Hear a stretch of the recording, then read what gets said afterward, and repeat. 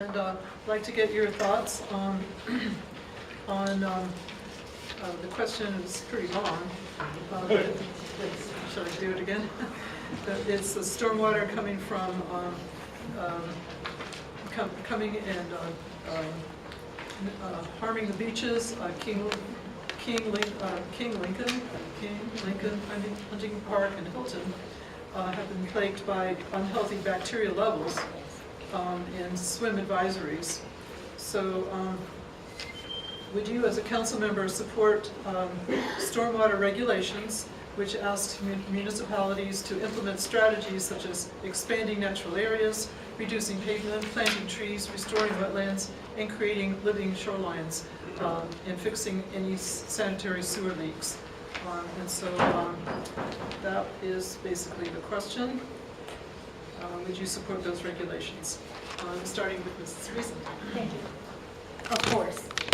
I always go back to what I know because I'm from Newport News. I've been here since I was 4 years old, so my entire life. And as a little girl, Huntington Park was our park. And I can remember having the advisories up. Well, now we live on a peninsula, so we really do live off the water. And that's why 100%, yes, I would support that. Right now, the school system, through the STEM program, Deer Park Elementary, they're actually implementing a lot of educational programs at a very young age to promote stormwater, to promote planting, and those are the type of things that as council members, I would back and go into the school system and work with the council to continue to push that and continue to work with our city to build trees, to build different things to actually block out some of the stormwater because there's grout that can be put there. As pointed out, there's trees that can be put there. So of course, yes, I would promote that and support it.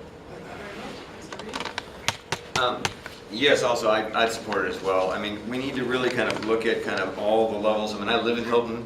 I take my daughter down to where the Hilton Pier is and the beach, and there some days in summer you can't go down there because just the kind of the health of the water is not safe to even go in or anywhere, in Huntington either.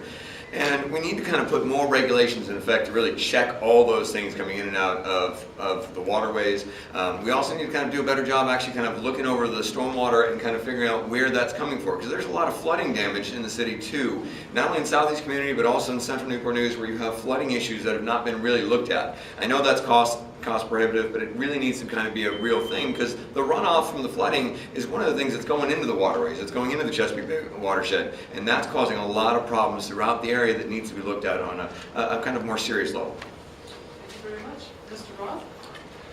Well, I love to fish at the James River Pier, and when I hear that Huntington Park is closed, I don't really want to put that fish in the frying pan. You know, I think one of the main causes of pollution is fertilizer runoff. And if there's something we can do as a city council to limit that, I'm all for it. I'd back that 100%. But yeah, I think that is one of the issues that we need to deal with is the fertilizer runoff. Thank you very much. Ms. Wallace?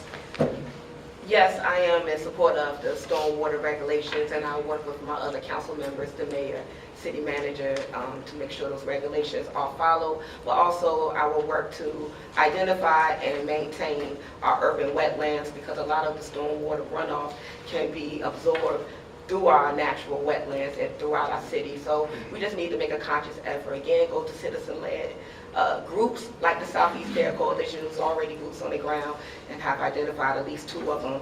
We can go ahead and maintain and work with the wetlands and the natural cost-efficient solutions that we have to help regulate those issues. Thank you. Ms. Scott? Right now, the city currently has a grant, and we're doing a project called Storm Sense in partnership with the Virginia Institute of Marine Science. And what that project consists of is having monitors at the areas where there is flooding to see in real time when it's happening. And I think that's going to be a great asset, especially when we're trying to control the water quality of the beaches so that we can swim.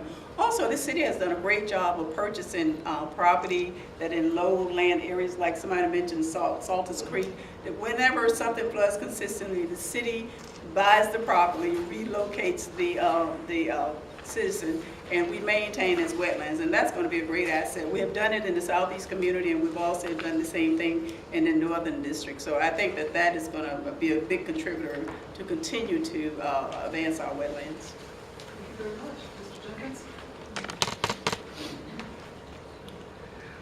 Definitely, we need to make sure that we look at stormwater drainage. We need to make sure that we preserve our wetlands. That's an important part of the biosphere here in Newport News.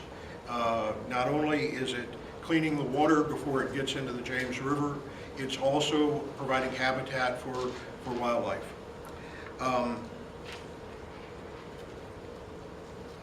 I am distressed, as others have said, about the bacteria that is in the James River from time to time. I grew up in Newport News. I'm the fourth generation of my family to live in this city. And when I was growing up, you never worried about going and swimming in the James River. And we need to make sure that we keep our river safe. It's part of our heritage. It's part of our future. Thank you. Thank you. Ms. Penny?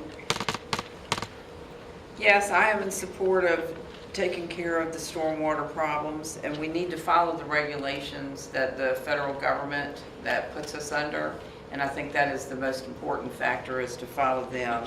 And we need to build more buffers to keep the runoff and to have our flow of our water better, and that will keep it cleaner and safer.